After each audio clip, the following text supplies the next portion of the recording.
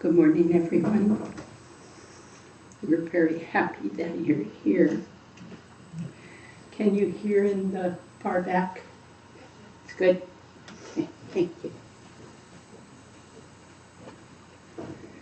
I'm not Lama Michael.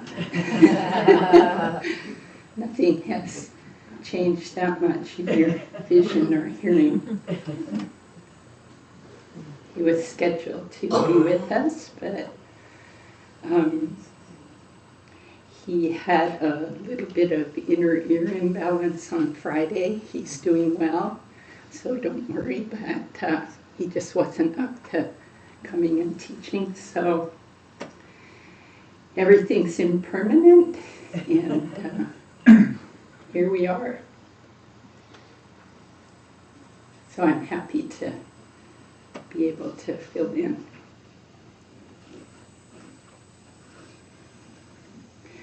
We want to especially welcome anyone who is here for the first time. And all those who are streaming with us. Thank you for being with us. Thank you to those who've made all of this possible.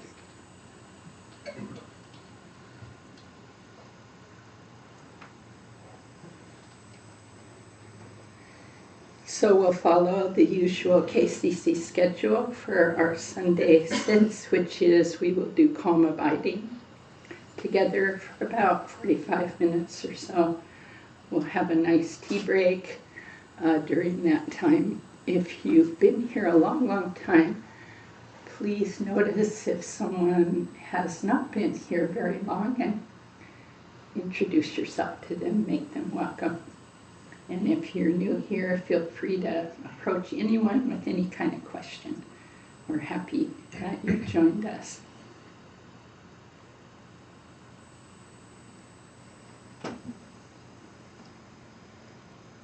After tea, we have a question and answer period, and all questions are welcome.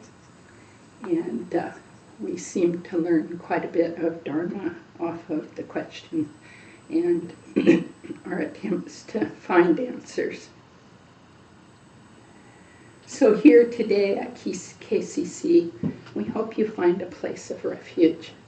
We hope you find a Dharma home.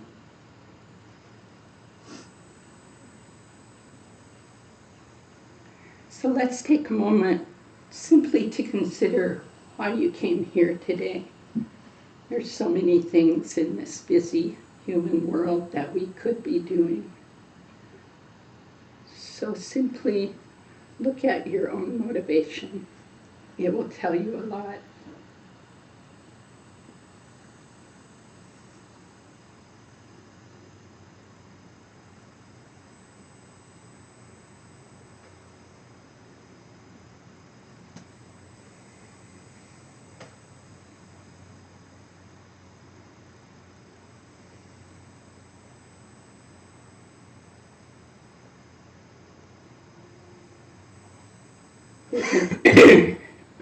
We can always encourage our own practice by remembering we are so interconnected with countless other beings in this world,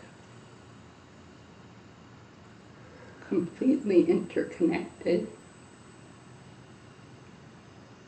Even when we forget that constantly and feel quite alone, lonely, alienated, that's simply a story, because even during that time we're totally interconnected.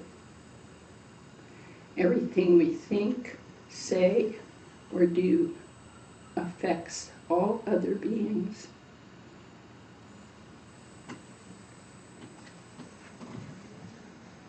So when we do the main practice here, one of the main practices here of engaging in calm abiding, it's really in many ways the best way to positively affect all those beings.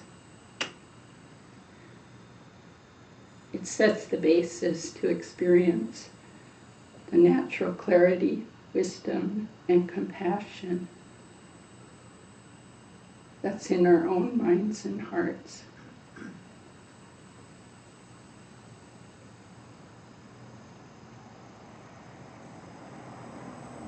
When I said I like to bring to mind someone specific, because sometimes thinking of all sentient beings is lovely, spacious, but it doesn't feel real enough to me as a human being. So you can bring to mind some particular person you'd like to be sitting for today, sitting with today. Family member, friend, stranger, or someone you label as difficult. Just invite them to be here with all of us.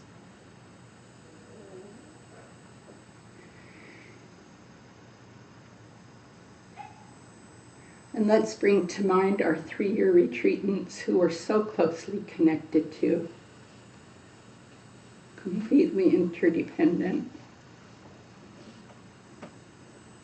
And as we've provided a place for them to have insights,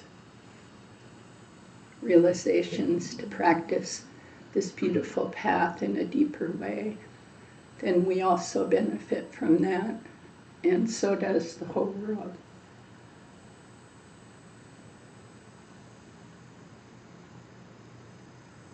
And especially today, let's bring to mind John Cusack, who's often sitting here with us, and his wife, Salidra. I was able to see them yesterday. John is in intensive care at Emmanuel.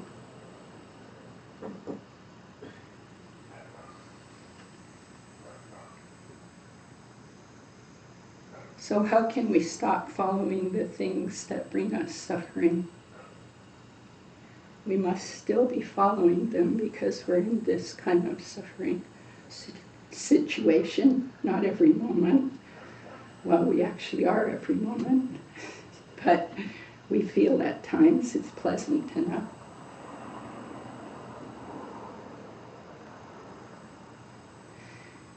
So we need to get to know that whole dynamic. Why do we cling to things that cause us suffering? Why are we so often unhappy?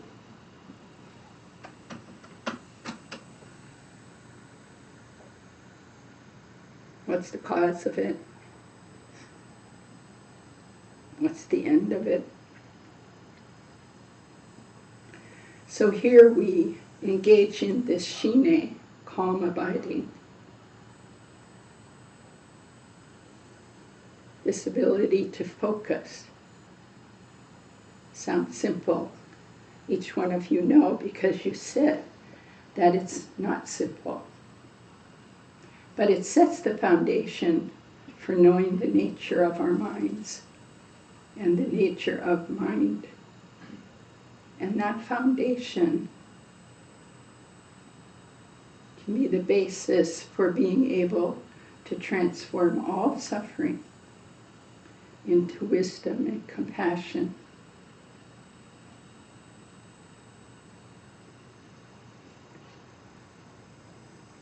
So we focus our minds and step towards seeing reality as it is, rather than as we experience it, as we exaggerate. Reality is, and yet we add things in our confusion, or we turn away from it and make up something else. And then we suffer and we cause others to suffer. So there is a way out to be in touch with our inner Buddha nature, the Buddha nature of others. We can do this as we become more clear, and the calm abiding leads to that clarity.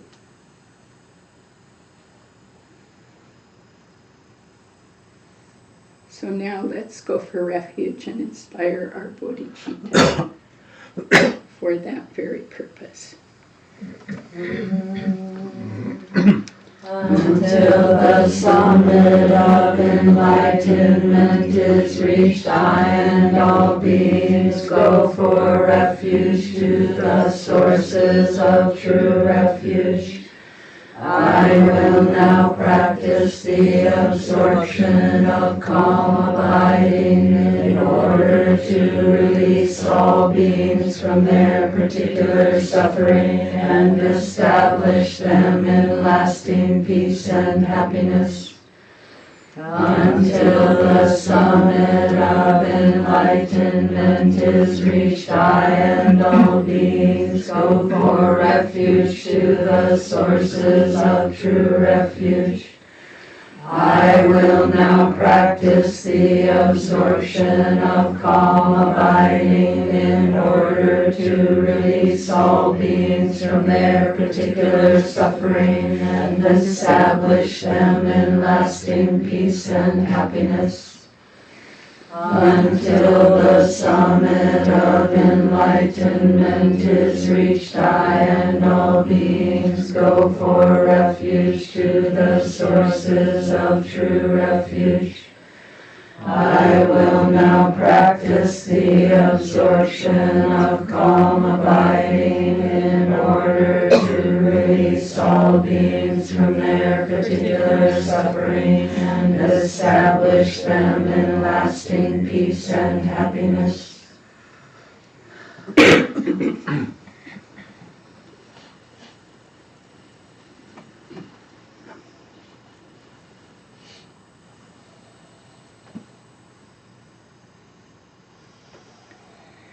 So it's very helpful when we sit down to do a quick body scan, simply to notice what's going on in the body.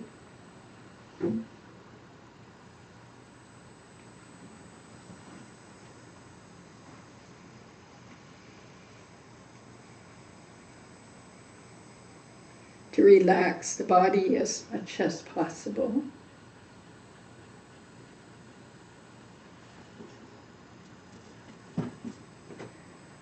To notice sensations. Maybe drop the labels of pain or pleasant. Just sensations.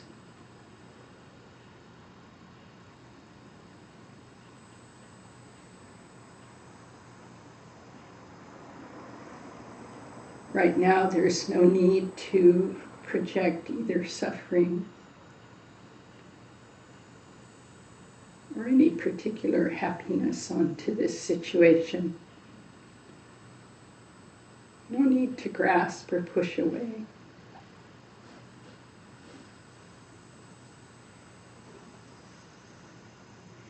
When we calm down and rest in the natural state of our minds, we can't help but see how impermanent everything is.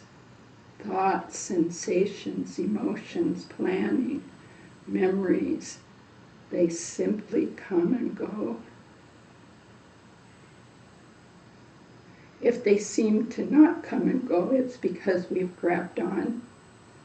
We're entertaining it, indulging in it, stuck in it. But if we simply relax, they go naturally, just go.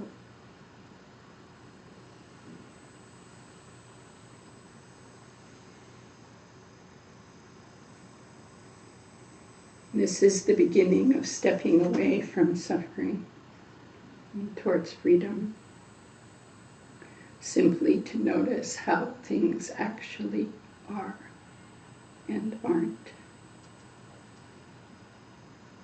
So let's just take this time together, supporting one another, doing the best we can to practice Shine.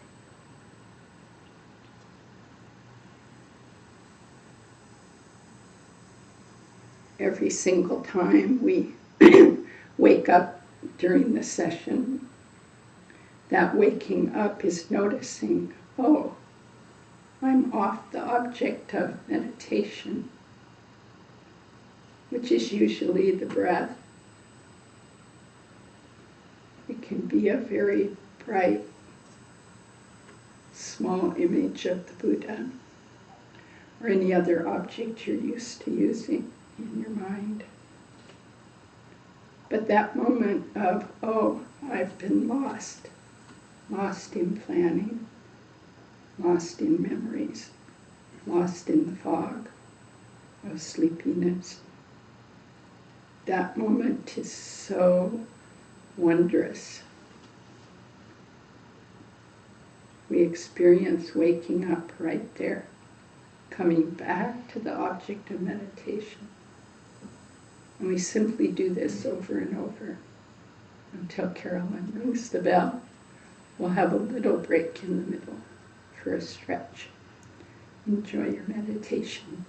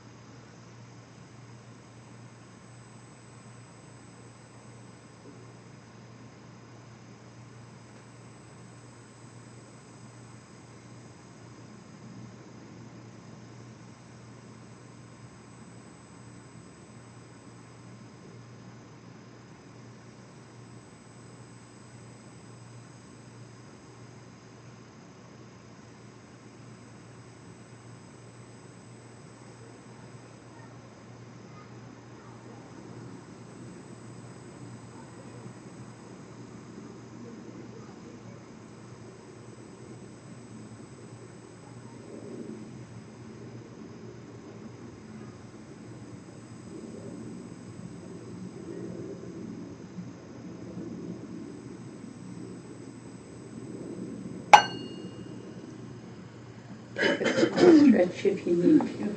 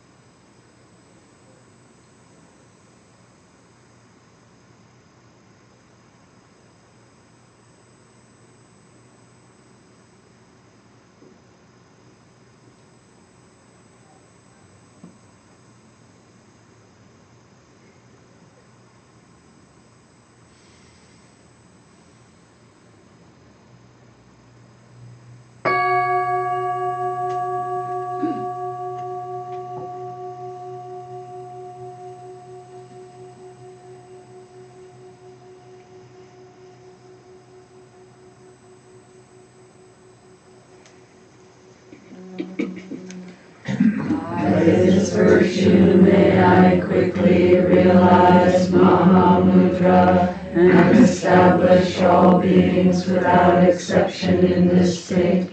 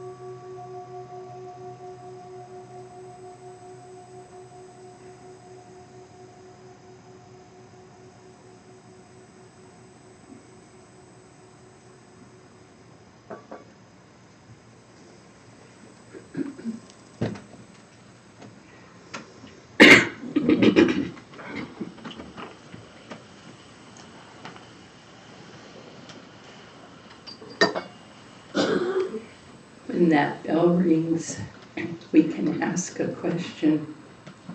Where is that sound occurring?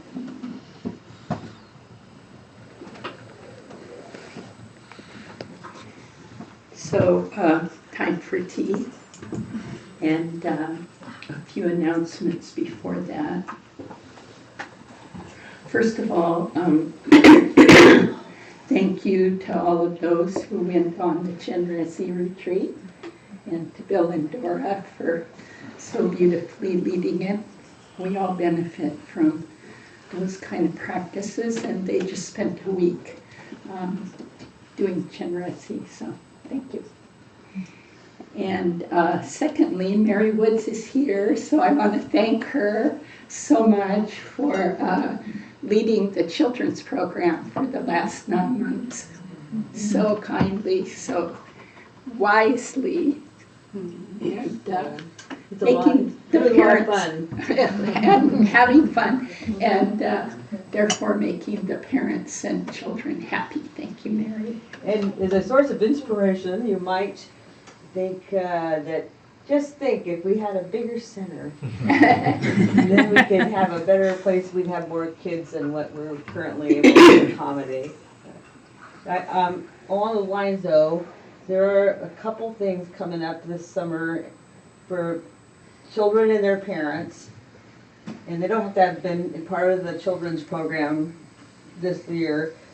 July 23rd, I'm going to organize a little picnic for parents and their kids over at Dawson Park, which is pretty close to here, about 3 blocks maybe, and it'll be in the afternoon. You just have to show up and bring something to eat. You don't have to do anything else. And on the 12th, I think it is, this is Saturday of August, we're children and their parents. We're going to go out to the land for a little project day, small project and a picnic and a walk.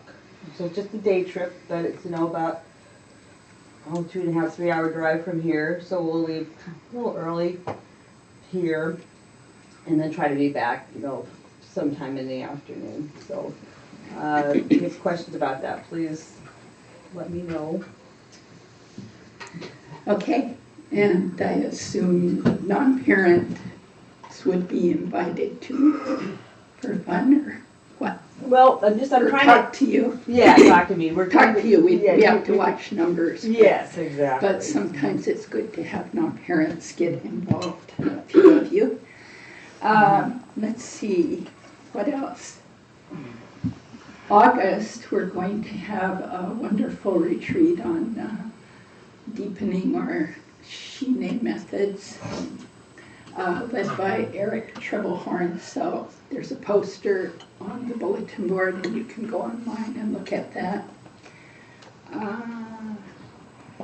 SCOL is still looking for a full-time staff member out there to help support the 3-year retreat. So if you want to live in the country, do practice, and be with a wonderful staff, you could talk to me about that or go online and look at it. I think that's all. Oh, no, the most important, today is cleaning day. Today is cleaning our space day. So if a few of you can stay and take a task, there's a little board in the kitchen and the tasks are there. Yeah, it goes very quickly. A lot of people help out, and then we have a beautiful pure space to practice in. And on July 16th, we're going to do a deep cleaning day on that Saturday. So mark your calendars.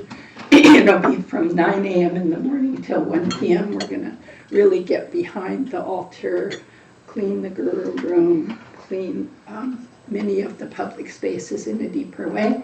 You don't have to come the whole time. You can come for a half hour. So from 9 to 1 on that Saturday, we'll have healthy snacks and some beautiful music to clean by. So please come. We'll have fun and we'll make it even more beautiful. Okay, have a nice tea. We'll see you for Q&A.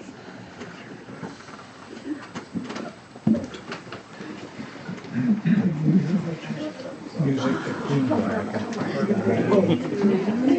Sorcerer's Apprentice. Very well.